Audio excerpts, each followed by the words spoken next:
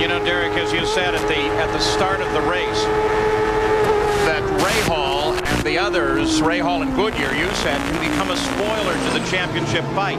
Well, despite the fact he's not leading now, he is in second place. He'll get a barrel of points for that if he stays there. But he also took that single point away already for leading the most laps. So they're robbing points from Mansell's and Fittipaldi's championship battle. Let's go to the pits, Gary Gerald. Quick update on Danny Sullivan. After the scheduled pit stop, he had to come back in on the next lap. Apparently one of the rear wheels didn't get secured and it was loose, and that cost him an opportunity to gain position, so he had to make a third stop, as it turns out, on the day, Paul, and that's shuffled him further back in the lineup. So while one of the Gallus cars works well, just with that pit stop from Al Unser Jr.'s that goes so well, just a small error on Sullivan's stop, and he falls well behind the fight of the race. Scott Goodyear has had his problems today. He runs in third place. Watch this. This again is down at the hairpin. That's Guerrero turns in, and drives over the top of Scott Goodyear's left front suspension. And look at the avoiding action taken by Paul Tracy. You almost have to think that that had to do some serious damage to Scott Goodyear's car. Hard to tell if he got totally on the suspension or partially on the side pod suspension or just on the wheel. And Guerrero obviously didn't see him because there's only room for one car on that inside line, and he literally turned right in on top of him. Obviously he had no idea that either he was there, or if he was there, that he was going to make that lunge down the inside. Second place Rahal, 6 seconds behind Al Unser Jr. Jan Beekes is in the Gallus pits now. Yes, we're standing by with Rick Gallus. And Rick, that was a brilliant stop. And I saw that Owen Snyder had got everybody pumped before he made that stop. What did you do special? The guys did a good job, and hopefully we got enough fuel. It'll be a, when we go the rest of the way, it'll play out for us. It was pretty good strategy on Owen's part. I mean, it's still a fuel race even with all those yellows? Yeah, I mean, it's always a fuel race. You never know, what's going to happen on this deal. But, I'm glad to see our team running up front, and it's kind of fun to be in this position again. Now they're playing it very cagey. Down here at that fuel tank that we talked about, they've covered up the fuel hose so that no one can look to see how much fuel is left. But Rick Gallus is confident. All right, let's go down to the Scott Goodyear pits. Gary Gerald is there. We're talking about potential damage to that car. Just checked with Derek Walker. He listens to Scott on the radio, calls the shots from the pit wall, of course, for Derek Walker Motorsports. He has said that Scott said, take a look at my left front next time I came by. They didn't see anything that they didn't expect to see, but of course it's a high-speed pass. They're hoping that there's no problem, Paul. But it did look like he was starting from time to time in the lap we watched him. Yeah, it looked as if he was beginning to fight those rear tires again, because under power you can see the car just begin to try and get away from him, and he is trying to correct that car. So actually Guerrero ran over the wheel cleanly. I don't think he actually made contact with that left front wing on Goodyear's car, but Mario has made contact with somebody. See the black tire marks, witness marks, that he made contact with somebody or something in the last 4 or 5 laps? I'll tell you what, Mario is very racy today as he moves into 5th place now and sets his sights on Stefan Johansson, who's about 5 seconds ahead. Mario is still very much a threat in this battle that is currently led by Al Unser Jr.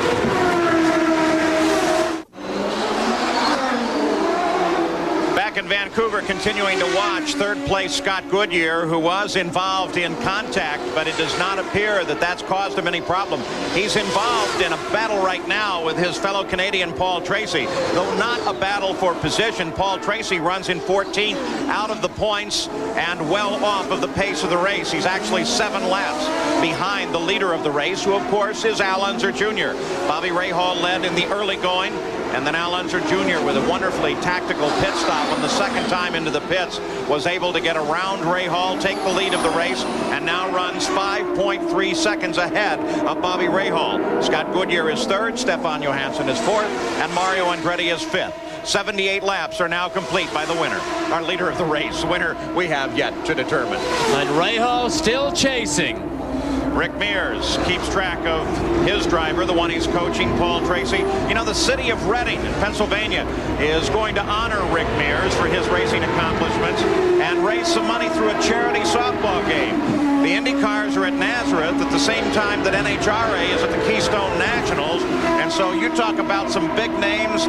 Rick is going to be part of it. Paul Newman's going to run bases for Rick in this softball game. But from NHRA, you're talking John Force, you're talking Perdome, Kenny Bernstein. Biggest names in both sides of the sport for a night of softball, and that'll be Thursday, September 16th. And it'll all go for charity. That's a nice idea. They've done it before. Back on board Bobby Rahall's car now. And no sign of Al Unser Jr. ahead. Maybe just a little indication that he's there. Just enough to tease Rahal. But from this camera position, you can get a speed appreciation. Look at the outsides of our pictures on each side. Watch how fast the concrete and the trees fly by. They do almost 180 miles an hour down to this very slow second gear chicane. The top of the order, everyone running static right now. No one in contest. 79 laps complete. 102 the scheduled distance, 168 miles. Round 13 of the PPG IndyCar World Series. Well, you heard Rick Gallus talk about fuel and whether or not it figured into the race. You wouldn't have thought so, but Gary, maybe you can give us a further update. Well, we know, Paul, that Rick Gallus and this team are still very concerned about fuel. They've had yellow, which has helped the fuel situation. They've got the Chevy Power, and everybody this weekend was saying the Chevys might have a tougher time with fuel than the Fords. Well, one other Chevy team, Emerson Fittipaldi, has been given the go-ahead to go to 100% rich. Race for the position. Got Mansell and Andretti in front of him. He needs those points to keep his championship hopes alive. They've also told Mario in a Ford he can go to 100%. We understand. So a couple of teams look good. Still very, very cautious and concerned with the Gallus team and Al Unser Jr. who leads the race. Paul Tracy peeled off into the pits again. Jan Beekes is right there. Paul Tracy comes what most people would say is not a very important stop, but it is, Paul, because he's running in 13th position. That means that if one car drops out, he will score points. In IndyCar racing, you score points for the top 12 positions, so they're not out of it. They're trying to get whatever points, and you can see they're having a problem with the right front, but he's underway. Well, Al Unser Jr. was really lighting up the left side tires. Again, we're talking the light side of the car on that approach. We saw Rahal do that earlier on. Now, right at the end of that, you saw Al come off the brakes. Look at this traffic jam. Come off the brakes and allow the car to roll past the apex, because if he flat spots that tire, it creates such a terrible vibration. It could break something, or it may force him to make another pit stop. But tell me, is Al Unser Jr. taking it easy or giving it everything he has? Fittipaldi still trying to work his way through traffic. That's Guerrero just ahead of him. Guerrero is in 10th. And here's the battle as Danny Sullivan was just ahead of... And he's not really in the battle. It's not part of the fight at all. No, but Guerrero was put into that similar position with Goodyear, where he was outside and he chopped down to the inside. Emerson saw what was going on, backed out, and gave him enough room to take that inside line. Canadian television supplying the pictures here, CBC this weekend. Bobby Unser is the analyst over with commentator Brian Williams. You can imagine what he's saying about this right now. Oh, I knew all about this, no problem. Sure, Al can do it. And the team's tactics down perfect. And 18 wins is his total so far, including, of course, that great Indy 500 win. Can he make it number 19? Always a little scary when a car heads off for the pit area on that corner there. Not a problem. Al Unser Jr. still in good shape as he continues to lead and has stretched it out just a bit. Now 5.7 seconds ahead of second place Bobby Rahal. He was the champion in 1990, and then he definitely got aspirations of moving to Formula One. Never worked out for him. And now he is, I mean, we mentioned it earlier, he is the source of much speculation. The feeling is he has already signed with a new team for next year. So his Formula One aspirations will not continue for next year anyway, because he's going to stay right here. In fact, I think he's put that on the back burner, if not for now, perhaps even forever. But remember, it was at this race in 1990 when he won at the inaugural race that Al Unser Jr. went on to the championship. This was a key victory for him.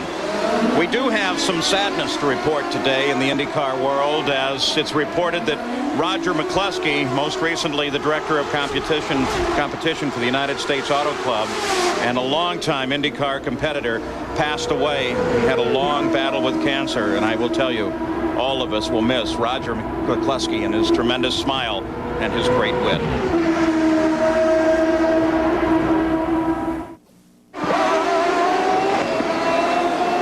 Vancouver, the top 6 in the field. Al Unser Jr. still leads it, and you can see the interval back.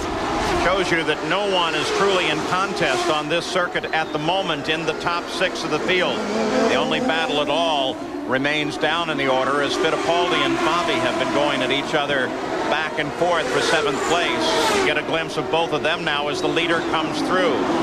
And Al Unser Jr. still working on Fittipaldi. Let's go to Jan Vigas. Paul, you are just about to see a battle because Scott Goodyear is running into problems. He's having gear shifting problems as well as going down the escape road in turn number 3 briefly.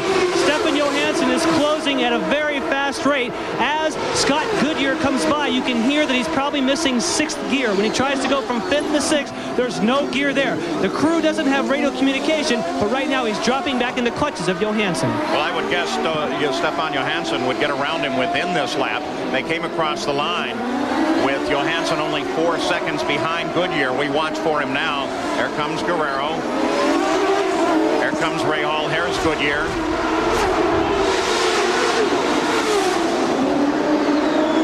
Tell you what, Goodyear is still there. I mean, he is not that far behind Bobby Rahal, as Rahal seems to have settled down into this nice, secure 2nd place. But Goodyear is still there despite his problems.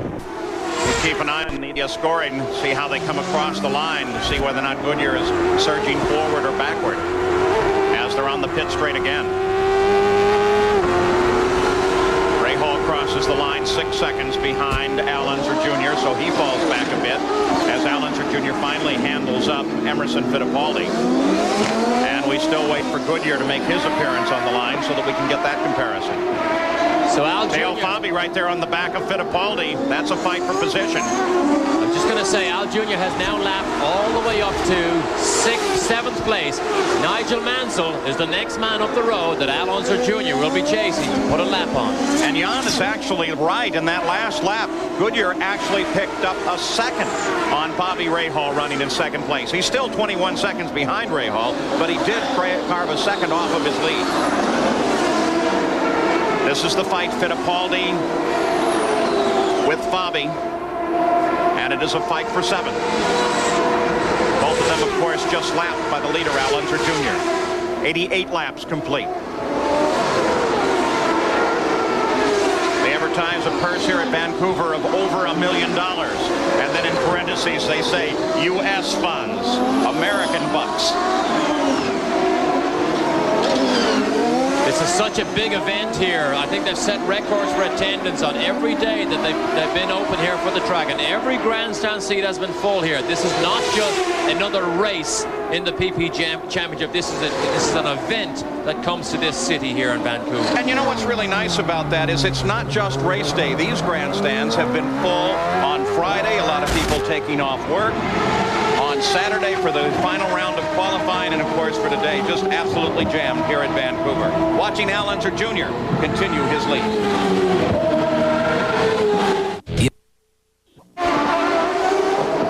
Back in Vancouver with the PPG IndyCar World Series, car number 3, the Valvoline car of Al Unser Jr. is in the lead, 6 seconds over 2nd place Bobby Rahal. Scott Goodyear, despite varied reports of the condition of his car, remains about 22 seconds behind Bobby Rahal. In 4th place is Stefan Johansson, who just flashed across.